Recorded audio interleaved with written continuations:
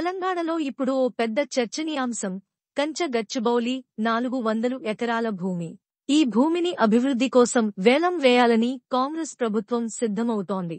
IT పార్కులు, commercial కాంప్లెక్స్లు నిర్మించాలన్నది ప్రణాళిక. కాని ఈ భూమి మీద పర్యావరణవేత్తలు తీవ్రంగా ఆందోళన వ్యక్తం చేస్తున్నారు. ఇక్కడ జీవవైవిధ్యం ఉంది, ఎన్నో రకాల పక్షులు, జంతువులు నివసిస్తున్నాయని అంటున్నారు.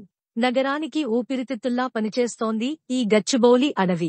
ఇది నాశనం చేస్తే రాబోయే తరాలకు ఆక్సిజన్ కూడా కష్టమవుతుందనే హెచ్చరికలు వినిపిస్తున్నాయి. ప్రతిపక్షాలు, హెచ్సియు విద్యార్థులు, పర్యావరణ కార్యకర్తలు అందరూ ప్రభుత్వ నిర్ణయానికి వ్యతిరేకంగా పోరాడుతున్నారు. సోషల్ మీడియాలో ఉద్యమం బలంగా సాగుతోంది. అయితే ఈ నేపథ్యంలో ఓ కొత్త వివాదం తెరపైకి వచ్చింది. Social media influencer Sushma Bhupathi ఓ వీడియో రిలీజ్ చేశారు. ఆ వీడియోలో గచ్చిబౌలి భూమిపై ఫేక్ న్యూస్ వ్యాపిస్తోంది అన్నారు. ప్రజల్ని గొర్రెలుగా చూడకండి, అసలు విషయాలు తెలుసుకోండి అని చెప్పారు. ఈ భూమి ప్రభుత్వ భూమేనని, హెచ్సియు భూమి కాదని స్పష్టంగా చెప్పారు.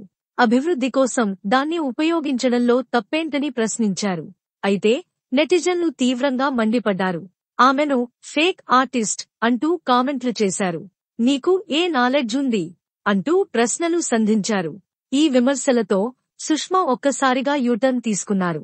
ఒక ఆడియో విడుదల చేసి నిజంగా నాకు సమాచారం లేదు అన్నారు.